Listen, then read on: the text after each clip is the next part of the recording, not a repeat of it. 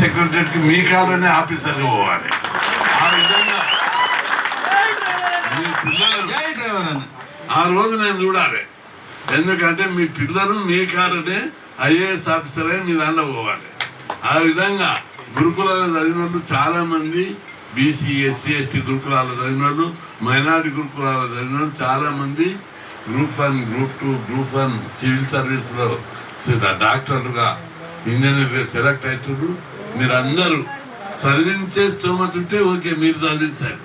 చదివించే స్తోమత మీకు కానీ, మీ ఇరుగు పొరుగులకు కానీ, పేదవారికి కానీ సీట్లు రాకపోతే నాకు చెప్పు, చిట్టి రాసి బెదిరించి ఒక్కొక్కరిని జాయిన్ చేపిస్తా. ఇప్పుడు చాలా మంది ఆఫీసర్లు మీరు తెలుసుకోండి, నేను చిట్టి రాస్తేనే హాస్టల్లో ఉండి చదువుకున్న వాళ్ళు మంత్రులు అయినరు, ఎమ్మెల్యేలు అయినరు, ఐఏఎస్ ఆఫీసర్లు అయినరు. కాబట్టి మీ పిల్లలను కూడా మీరు బాగా చదివించాలి. మీకు ఇబ్బంది, మీరు చదివించేస్తుంటే చదివించండి, లేని వాళ్ళని గురుకులాలలో చేర్చండి అని చెప్పి మీ అందరికీ మనవి చేస్తూ, మీరు మీ అమౌంట్ పెంచే వరకు వదిలిపెట్టేది లేదు. ఒక్కరోజు ఇందిరా పార్క్ దగ్గర ఉద్యమం జరుగుతుంది, మీ ప్రెసిడెంట్ జనరల్ సెక్రటరీ ఇద్దరు చెప్తారు. ఈరోజు ఎట్టొచ్చింది నేను ఆశ్చర్యపోయినా. 4 ఇంతకంటే డబ్బులు బయట ఉన్నారు.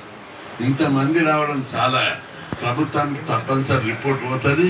మేము కూడా గట్టిగా వాయించాలని చెప్పి మనవి చేస్తూ, తొందర లోపల మీరందరూ బాగా మీ ఫ్రంట్ పెంచిపిస్తే ఒకటి, మీ పిల్లలందరూ చదువుకొని మీరందరూ ఉన్నత స్థాయికి రావాలని కోరుకుంటూ సెలవు తీసుకుంటాం. చాలా చాలా ధన్యవాదాలు సార్. సార్ మీరే మాకు ఆదేశం, ఎందుకంటే మా డ్రైవర్ కుటుంబాలు 20,000 నుంచి 30,000 ఈ అలవెన్సులు రిపేర్లు అవన్నీ కలిస్తే ఇక దాదాపు ఒక్కొక్క కారుకు 1,50,000 మెయింటెనెన్స్ ఉంటుంది. మీకు ఇక్కడ 34,000తో ఇట్లయితుందనే కనీస జ్ఞానం లేదా? నోరు లేని వాళ్ళు మీ పొట్ట కొడతారా? ఇది చాలా అన్యాయమే కాదు, దుర్మార్గం కూడా. కాబట్టి మీ తరపున నిలబడి ప్రభుత్వాన్ని మెడలుంచి మీరు ధైర్యంగా ఉండండి. పెంచిపించే బాధ్యత నాది, లేకపోతే ఒక్కొక్కరు తోలు తీస్తా. గతంలో కూడా పెంచిపించాను.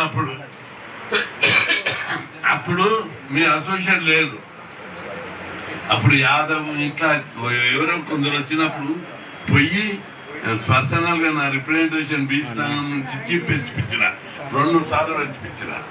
ఈసారి మాత్రం తప్పనిసరి బాజాప్తా మీకు పెంచే వరకు ఎట్టి పరిస్థితుల్లో వదిలిపెట్టనని చెప్పి మనవి చేస్తూ, మీరు మళ్ళా మేము అవసరాన్ని బట్టి ఇందిరా పార్క్ దగ్గర ధర్నా పెడితే ఆ రోజు పెద్ద ఎత్తున